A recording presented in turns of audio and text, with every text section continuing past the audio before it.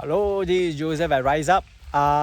For this particular segment, I'm all the way in Thailand right now for a healing retreat. And when I'm contemplating, of course, a lot of things and ideas actually came out, and just take this opportunity to share. One of the things that the world always talk about today is about the idea about imposter syndromes. And in my darkest hour, when I came down with infection, a very severe infection, and more than 7 doctors didn't know what to do with me.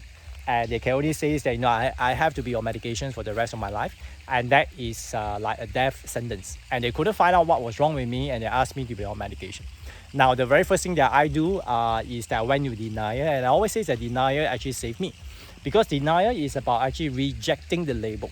Now, imposter syndrome is about the labels that we actually put on ourselves, be it through the society expectations. Most of the time, is society expectation. What else could it be, right?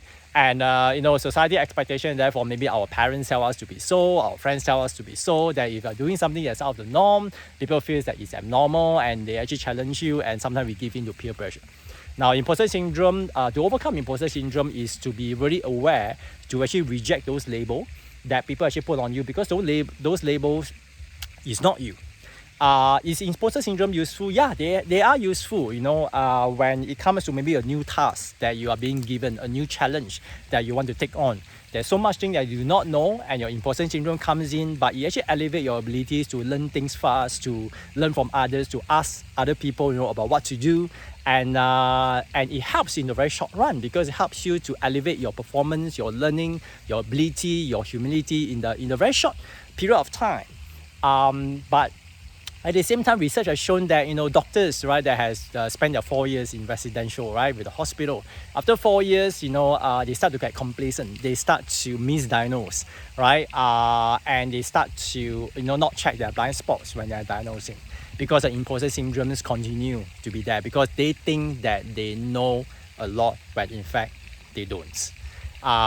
So yes, I think overall imposter syndrome helps in the short run, but I think over the long run, we need to learn how to reject the label consciously, because I believe that anything that is worth doing it consciously.